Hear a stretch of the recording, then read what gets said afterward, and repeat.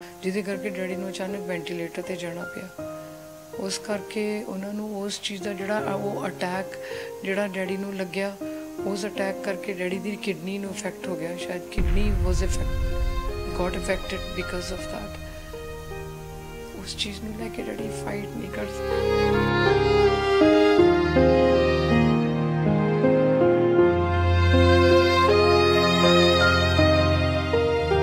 ਸੀਗਾ ਕਿ ਵੀ ਉਹ ਠੀਕ ਹੋ ਜਾਣਗੇ।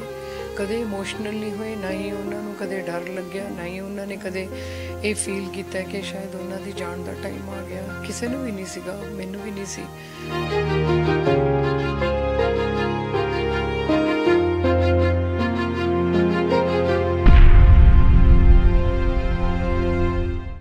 ਕਿ ਵੀ ਅਚਾਨਕ ਡੈਡੀ ਹੁਣ ਰਹੇ ਨਹੀਂ, ਹੀ ਇਜ਼ ਨੋ ਮੋਰ। ਔਰ ਡੈਡੀ ਆਉਣ ਵਾਲੇ ਸਾਰੇ ਪ੍ਰੋਗਰਾਮਸ ਨੂੰ ਲੈ ਕੇ ਆਪਣੀ ਐਲਬਮ ਜਿਹੜੀ ਨਵੀਂ ਰਿਲੀਜ਼ ਕਰ ਰਹੇ, ਉਹਨੂੰ ਲੈ ਕੇ ਡੈਡੀ ਆਪਣਾ ਸਾਰਾ ਪਲਾਨ ਕਰ ਰਹੇ ਔਰ ਅਚਾਨਕ ਉਹ ਹੈ ਨਹੀਂ। ਹੁਣ it is like impossible to believe ਕਿ ਡੈਡੀ ਹੁਣ ਹੈ ਨਹੀਂ ਗੇ।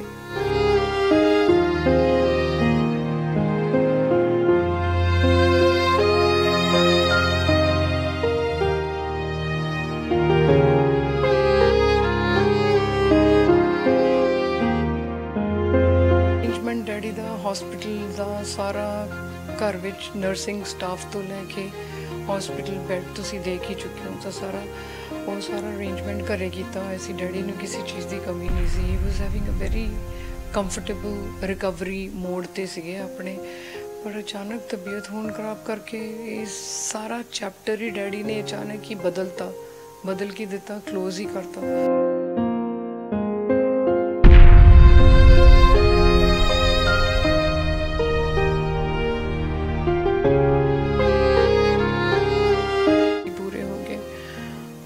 ਇਹ ਬਹੁਤ ਵੱਡਾ ਮੇਰੇ ਲਈ ਸਦਮਾ ਸੀਗਾ ਔਰ ਬਹੁਤ ਵੱਡਾ ਮੇਰੇ ਲਈ ਝਟਕਾ। ਮੈਂ ਇਸ ਝਟਕੇ ਨੂੰ ਬਰਦਾਸ਼ਤ ਨਹੀਂ ਕਰ ਸਕਦੀ ਹੁਣ ਤੱਕ। ਮੇਰੇ ਲਈ ਜਾਣਨਾ ਬਹੁਤ ਜ਼ਰੂਰੀ ਹੈ ਕਿ ਡੈਡੀ ਇੰਨੀ ਛੇਤੀ ਕਿਉਂ ਚਲੇ ਗਏ, ਕਿਉਂ ਡੈਡੀ ਨੇ ਇੰਨੀ ਛੇਤੀ ਹਾਰ ਮੰਨ ਲਈ, ਕਿਉਂ ਨਹੀਂ ਹੋਰ ਫਾਈਟ ਕੀਤਾ ਡੈਡੀ ਨੇ।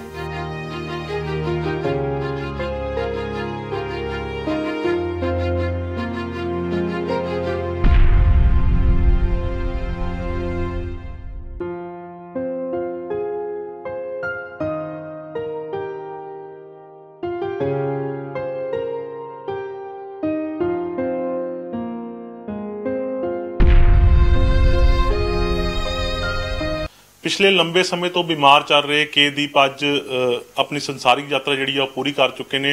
3:30 बजे अज लुधियाना के दीप हस्पताल च उन्होंने जी मौत हुई आ। उन्होंने बेटी जी बिल्ली कौर मेरे नाल मौजूद है, उन्होंने गलबात कर लें। अज के दीप जी अपनी यात्रा जी पूरी कर चुके हैं। परिवार को भी जोड़ा वा एक घाटा जो पूरा नहीं हो सकता, म्यूजिक इंडस्ट्री में घाटा पूरा नहीं हो सकता। पिछले लंबे समय तो बीमार चल रहे सन। अज जी डैथ हुई है, की कारण जोड़े उन्होंने डैथ दे ने? ਡੈਡੀ ਐਕਚੁਅਲੀ ਰਿਕਵਰੀ ਮੋਡ ਦੇ ਸੀਗੇ ਮੇਰੇ ਹਿਸਾਬ ਦੇ ਨਾਲ, ਔਰ ਡੈਡੀ ਦੇ ਹਿਸਾਬ ਦੇ ਨਾਲ, ਡਾਕਟਰਸ ਦੇ ਹਿਸਾਬ ਦੇ ਨਾਲ ਡੈਡੀ ਰਿਕਵਰੀ ਕਰ ਰਹੇ ਸੀਗੇ, ਵਿਚ ਇਜ਼ ਟਰੂ। ਰੈਗੂਲਰ ਚੈੱਕਅਪ ਕਰਾਉਣ ਲਈ ਜਦੋਂ ਅਸੀਂ ਹਸਪੀਟਲ ਲੈ ਕੇ ਗਏ ਡੈਡੀ ਨੂੰ, ਸਾਰੇ ਪੈਰਾਮੀਟਰਸ ਡੈਡੀ ਦੇ ਰਿਪੋਰਟਸ ਵਗੈਰਾ, ਜਦੋਂ ਉਸ ਚੀਜ਼ ਦਾ ਰੈਗੂਲਰ ਚੈੱਕਅਪ ਲਈ ਵਿੱਚ ਡੈਡੀ ਨੂੰ ਐਡਮਿਟ ਕੀਤਾ ਗਿਆ, ਉਹਦੇ ਵਿੱਚ ਡੈਡੀ ਦੀ ਕਾਰਬਨ ਡਾਈਆਕਸਾਈਡ ਲੈਵਲ ਹਾਈ ਹੋ ਗਿਆ, ਜਿਹਦੇ ਕਰਕੇ ਡੈਡੀ ਨੂੰ ਅਚਾਨਕ ਵੈਂਟੀਲੇਟਰ ਤੇ ਜਾਣਾ ਪਿਆ। ਉਸ ਕਰਕੇ ਉਹਨਾਂ ਨੂੰ ਉਸ ਚੀਜ਼ ਦਾ ਜਿਹੜਾ ਉਹ ਅਟੈਕ ਜਿਹੜਾ ਡੈਡੀ ਨੂੰ ਲੱਗਿਆ, ਉਸ ਅਟੈਕ ਕਰਕੇ ਡੈਡੀ ਦੀ ਕਿਡਨੀ ਨੂੰ ਇਫੈਕਟ ਹੋ ਗਿਆ। ਸ਼ਾਇਦ kidney was got affected because of that. ਉਸ ਚੀਜ਼ ਨੂੰ ਲੈ ਕੇ ਡੈਡੀ ਫਾਈਟ ਨਹੀਂ ਕਰ ਸਕੇ। ਮਾਰਚ ਦੇ ਮਹੀਨੇ 'ਚ ਉਹ ਘਰ ਦੇ ਵਿੱਚ ਜਦੋਂ ਡਿੱਗ ਜਾਂਦੇ ਨੇ, ਉਹਨਾਂ ਦੇ ਸੱਟਾਂ ਵਗੈਰਾ ਲੱਗਦੀਆਂ, ਉਸ ਤੋਂ ਬਾਅਦ ਲਗਾਤਾਰ ਕੰਟੀਨਿਊ ਬਿਮਾਰ ਚੱਲ ਰਹੇ ਸੀਗੇ। ਤੁਸੀਂ ਵੀ ਵਿਦੇਸ਼ ਤੋਂ ਉਹਨਾਂ ਦਾ ਖਾਸ ਧਿਆਨ ਰੱਖਣ ਲਈ ਇੱਥੇ ਜਦੋਂ ਆਏ ਸੀਗੇ, ਤਾਂ ਪਾਪਾ ਕੀ ਕਹਿੰਦੇ ਸੀਗੇ? ਕਿ ਹੁਣ ਜਦੋਂ ਬਿਮਾਰ ਚੱਲ ਰਹੇ ਸੀ ਕੀ ਕਹਿੰਦੇ ਸੀ ਖਾਸ? ਕੁਛ ਨਹੀਂ, ਬਸ ਉਹਨਾਂ ਨੂੰ ਇਹ ਸੀਗਾ ਕਿ ਵੀ ਉਹ ਠੀਕ ਹੋ ਜਾਣਗੇ। ਕਦੇ ਇਮੋਸ਼ਨਲ ਨਹੀਂ ਹੋਏ, ਨਾ ਹੀ ਉਹਨਾਂ ਨੂੰ ਕਦੇ ਡਰ ਲੱਗਿਆ, ਨਾ ਹੀ ਉਹਨਾਂ ਨੇ ਕਦੇ ਇਹ ਫੀਲ ਕੀਤਾ ਕਿ ਸ਼ਾਇਦ ਉਹਨਾਂ ਦੀ ਜਾਣ ਦਾ ਟਾਈਮ ਆ ਗਿਆ। ਕਿਸੇ ਨੂੰ ਵੀ ਨਹੀਂ ਸੀਗਾ, ਮੈਨੂੰ ਵੀ ਨਹੀਂ ਸੀ। ਮੈਂ ਇੱਥੇ 8 ਤੋਂ 9 ਮਹੀਨੇ ਹੋ ਗਏ, ਵਾਪਸ ਜਾਣ ਦਾ ਸੋਚਿਆ ਵੀ ਨਹੀਂ ਜਦ ਤੱਕ ਡੈਡੀ ਕੰਪਲੀਟਲੀ ਰਿਕਵਰ ਨਹੀਂ ਹੋ ਜਾਂਦੇ ਤੇ। And I was very positive, very positive daddy ਠੀਕ ਹੋ ਜਾਣਗੇ। ਔਰ ਡੈਡੀ ਠੀਕ ਹੋ ਵੀ ਰਹੇ ਸੀਗੇ। ਅਚਾਨਕ ਡੈਡੀ ਦਾ ਅਚਾਨਕ ਇੱਦਾਂ ਜਾਣਾ ਮੇਰੇ ਲਈ ਇਹ ਬਹੁਤ ਵੱਡਾ ਧੱਕਾ ਹੈ, ਮੇਰੇ ਲਈ ਬਹੁਤ ਵੱਡੀ ਸਟਰਗਲ ਹੈ। मैं इस चीज़ तो मैनू नहीं समझ आ रहा कि भी मैं अपने आप ਨੂੰ ਇਸ ਚੀਜ਼ ਚੋਂ ਕਿੱਦਾਂ ਕੱਢਾਂ। ਇਹ ਸੋਚ ਕੇ ਵੀ ਅਚਾਨਕ ਡੈਡੀ ਹੁਣ ਰਹੇ ਨਹੀਂ, ਹੀ ਇਜ਼ ਨੋ ਮੋਰ। ਔਰ ਡੈਡੀ ਆਉਣ ਵਾਲੇ ਸਾਰੇ ਪ੍ਰੋਗਰਾਮਸ ਨੂੰ ਲੈ ਕੇ ਆਪਣੀ ਐਲਬਮ ਜਿਹੜੀ ਨਵੀਂ ਰਿਲੀਜ਼ ਕਰ ਰਹੇ ਉਹਨੂੰ ਲੈ ਕੇ ਡੈਡੀ ਆਪਣਾ ਸਾਰਾ ਪਲਾਨ ਕਰ ਰਹੇ ਹੈ, ਔਰ ਅਚਾਨਕ ਉਹ ਹੈ ਨਹੀਂ ਹੁਣ। It is like impossible to believe ਕਿ ਡੈਡੀ ਹੁਣ ਹੈ ਨਹੀਂ ਗੇ। ਲਾਸਟ ਵਕਤ ਜਦੋਂ ਹਾਦਸਾ ਹੋਇਆ ਤੁਹਾਨੂੰ ਕਿਸ ਤਰ੍ਹਾਂ ਕੋਲ ਗਈ, ਜਦੋਂ ਤੁਸੀਂ ਵਿਦੇਸ਼ 'ਚ ਸੀਗੇ ਕਿਸ ਤਰ੍ਹਾਂ ਕੋਲ ਗਈ, ਉਸ ਤੋਂ ਬਾਅਦ ਤੁਸੀਂ ਤੁਰੰਤ ਆਉਂਦੇ ਹੋ, ਕੀ ਦੇਖਦੇ ਹੋ ਆ ਕੇ?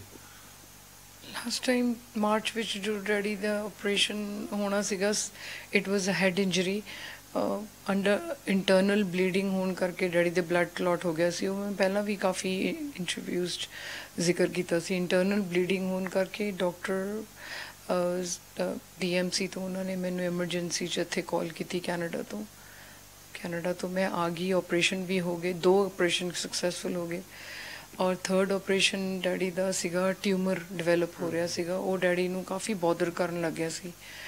that was a mass tumor, it was not a benign tumor is that is leakable, ਜਿਹੜਾ ਲੀਕ ਹੋ ਜਾਵੇ ਜਾਂ ਅੰਦਰੋਂ ਦੀ ਫਟਣਾ ਸ਼ੁਰੂ ਹੋ ਜਾਵੇ, ਉਹ ਨਹੀਂ ਸੀਗਾ। but the mass tumor was attached to his kidney। ਜਦੋਂ ਉਹਨਾਂ ਨੇ ਆਪਰੇਟ ਕਰਕੇ ਟਿਊਮਰ ਨੂੰ ਕੱਢਿਆ, ਨਾਲ ਹੀ ਉਹਨਾਂ ਦੀ ਇੱਕ ਕਿਡਨੀ ਵੀ ਕੱਢਣੀ ਪਈ। ਸੋ ਨਾਓ ਬੋਡੀ ਇੱਕ ਕਿਡਨੀ ਤੇ ਸਰਵਾਈਵ ਕਰ ਰਹੀ ਹੈ। ਜਦੋਂ ਅਸੀਂ ਹੁਣ ਲੇਟੈਸਟ ਡੈਡੀ ਨੂੰ ਰੈਗੂਲਰ ਚੈੱਕਅਪਸ ਲਈ ਲੈ ਕੇ ਆਏ, ਉਸ ਦੌਰਾਨ ਡੈਡੀ ਦੀ kidney affected, it got infected, ਔਰ ਉਹ ਉਸ ਕਰਕੇ ਸ਼ਾਇਦ ਜਿਹੜਾ ਕੈਂਸਰ ਆਪਰੇਟ ਕੀਤਾ ਉਹ ਬੋਡੀ 'ਚ ਫੈਲਣਾ ਸ਼ੁਰੂ ਹੋ ਗਿਆ। And due to that daddy ਦੇ ਸਾਰੇ ਹੋਰ ਔਰਗਨਸ ਨੇ ਉਹ ਇਫੈਕਟਡ ਹੋਣੇ ਸ਼ੁਰੂ ਹੋ ਗਏ, ਜਿਸ ਕਰਕੇ ਇਹਨਾਂ ਨੇ ਡਾਕਟਰਸ ਨੇ ਡਿਕਲੇਅਰ ਕੀਤਾ ਕਿ ਵੀ ਹੀ ਮੇ ਨਾਟ ਸਰਵਾਈਵ। ਪਰ ਫਿਰ ਵੀ ਡੈਡੀ ਉਸ ਤੋਂ ਬਾਅਦ 1 ਮਹੀਨਾ 1 ਦਿਨ ਡੈਡੀ ਹੁਣ ਤੱਕ ਆਪਣਾ ਫਾਈਟ ਹੀ ਕਰ ਰਹੇ ਸੀਗੇ ਇਸ ਬਿਮਾਰੀ ਨੂੰ ਲੈ ਕੇ।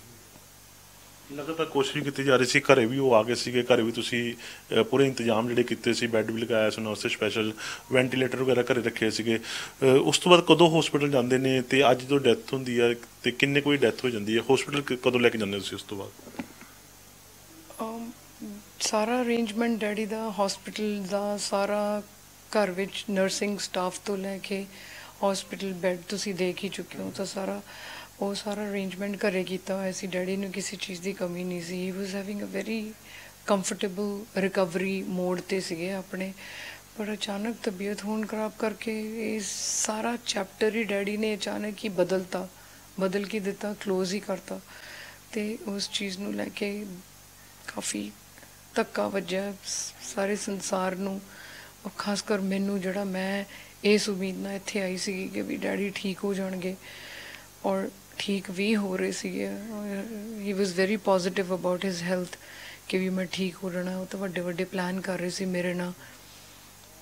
ਪਰ ਆ ਹੋ ਗਿਆ, ਅੱਜ 3:30 ਵਜੇ ਮੈਨੂੰ ਹਸਪੀਟਲ ਤੋਂ ਨਿਊਜ਼ ਆਈ ਕਿ ਡੈਡੀ ਪੂਰੇ ਹੋ ਗਏ, ਔਰ ਇਹ ਬਹੁਤ ਵੱਡਾ ਮੇਰੇ ਲਈ ਸਦਮਾ ਸੀਗਾ, ਔਰ ਬਹੁਤ ਵੱਡਾ ਮੇਰੇ ਲਈ ਝਟਕਾ।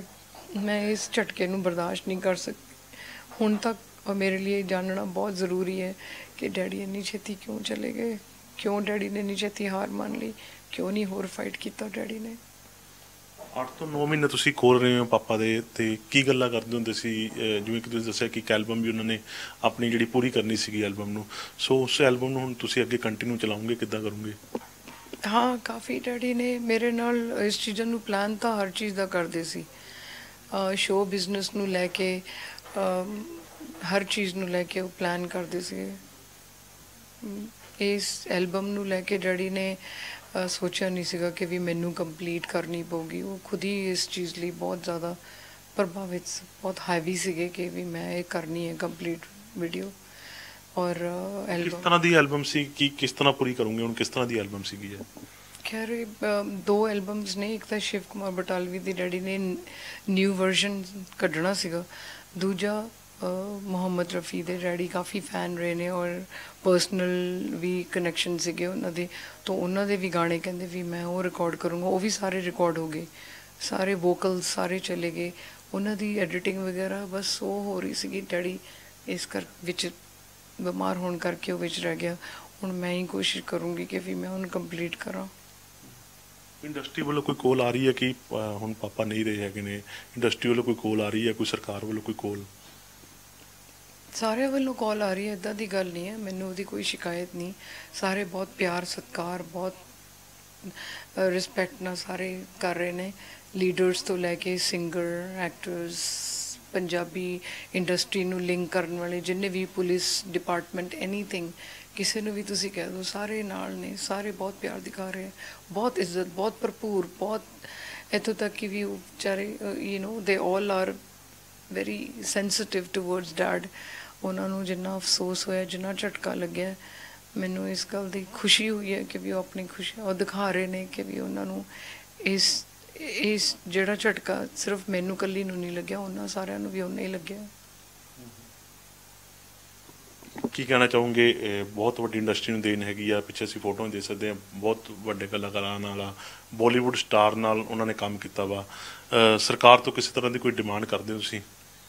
ਸਰਕਾਰ ਵੱਲੋਂ ਮੈਂ ਪਹਿਲਾਂ ਵੀ ਕਾਫੀ ਆਪਣੀ ਕਲਿੱਪਸ 'ਚ, ਆਪਣੇ ਇੰਟਰਵਿਊਜ਼ 'ਚ ਕਹਿ ਚੁੱਕੀ ਹਾਂ, ਮੈਨੂੰ ਕੋਈ ਡਿਮਾਂਡ ਐਸ ਸੱਚ, ਕੋਈ ਇਹਨਾਂ ਦੀ ਡਿਮਾਂਡ ਇੱਦਾਂ ਦੀ ਹੈ ਨਹੀਂ। ਰੱਬ ਦਾ ਦਿੱਤਾ ਹੋਇਆ ਮੇਰੇ ਕੋਲ ਸਾਰਾ ਕੁਝ ਹੈ, ਡੈਡੀ ਦਾ ਦਿੱਤਾ ਹੋਇਆ ਸਭ ਕੁਝ ਹੈ।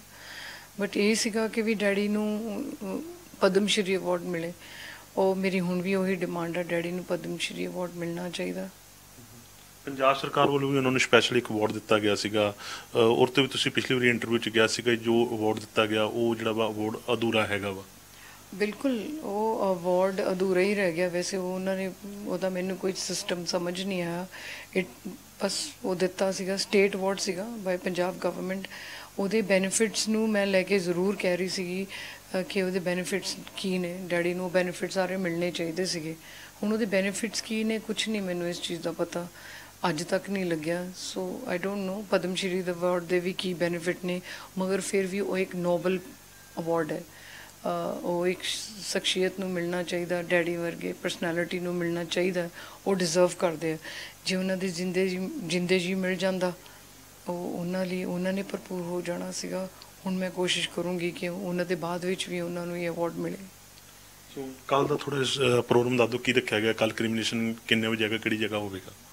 ਕੱਲ 2 ਵਜੇ ਹੈਗੀ ਹੈ, ਮਾਡਲ ਟਾਊਨ ਐਕਸਟੈਂਸ਼ਨ 'ਚ ਫਿਊਨਰਲ ਉੱਥੇ ਹੀ ਹੋ ਰਿਹਾ। ਜਿੰਨੇ ਵੀ ਸਾਰੇ ਲੀਡਰਸ, ਸਿੰਗਰਸ, ਪੁਲਿਸ ਡਿਪਾਰਟਮੈਂਟ ਨੂੰ ਲੈ ਕੇ ਜਿੱਥੇ ਤੱਕ ਡੈਡੀ ਦੀ ਆਪਣਾ ਪਿਆਰ ਫੈਲਿਆ ਹੋਇਆ ਸੀ, ਸਾਰੇ ਉੱਥੇ ਹਾਜ਼ਰ ਹੋ ਰਹੇ ਆ। ਸੋ ਇਹ ਸਨ ਉਹਨਾਂ ਦੀ ਬੇਟੀ ਬਿੱਲੀ ਕੌਰ ਜੀ, ਜਿਨ੍ਹਾਂ ਨੇ ਦੱਸਿਆ ਕਿ ਅੱਜ ਜਿਹੜੀ 3:30 ਵਜੇ ਉਹਨਾਂ ਦੀ ਜਿਹੜੀ ਡੈਥ ਹੋਈ ਆ। ਕੱਲ ਜਿਹੜਾ ਵਾ ਕ੍ਰਿਮੀਨੇਸ਼ਨ ਜਿਹੜਾ ਵਾ ਮਾਡਲ ਟਾਊਨ ਐਕਸਟੈਂਸ਼ਨ ਦੇ ਵਿੱਚ ਜਿਹੜਾ 2 ਵਜੇ ਰੱਖਿਆ ਜਾਵੇਗਾ। ਸੋ ਸਰਕਾਰ ਤੋਂ ਵੀ ਉਹਨਾਂ ਨੇ ਇੱਕ ਮੰਗ ਕੀਤੀ ਹੈ ਕਿ ਜੋ ਸਰਕਾਰ ਵੱਲੋਂ ਅਵਾਰਡ ਦਿੱਤਾ ਗਿਆ ਉਸ ਨੂੰ ਜਿਹੜਾ ਵਾ ਪੂਰਾ ਕੀਤਾ ਜਾਵੇ, ਅਤੇ ਪਦਮ ਸ਼੍ਰੀ ਦੀ ਜਿਹੜੀ ਆ ਸਰਕਾਰ ਵੱਲੋਂ ਜਿਹੜੀ ਬਿੱਲੀ ਕੌਰ ਵੱਲੋਂ ਜਿਹੜੀ ਮੰਗ ਕੀਤੀ ਗਈ ਆ। ਕੈਮਰਾਮੈਨ ਗੁਰਦੇਵ ਦੇ ਨਾਲ ਨਰਿੰਦਰ ਮਹਿੰਦਰ। ਪੰਜਾਬੀ ਸਿਨੇਮਾ ਤੇ ਸੰਗੀਤ ਜਗਤ ਦੀ ਹੋਰ ਲੇਟੈਸਟ ਅਪਡੇਟਸ ਲਈ ਸਾਡਾ ਫੇਸਬੁੱਕ ਪੇਜ ਬਾਲੀਵੁੱਡ ਤੜਕਾ ਪੰਜਾਬੀ ਲਾਈਕ ਕਰੋ ਤੇ YouTube ਚੈਨਲ ਸਬਸਕ੍ਰਾਈਬ ਕਰੋ।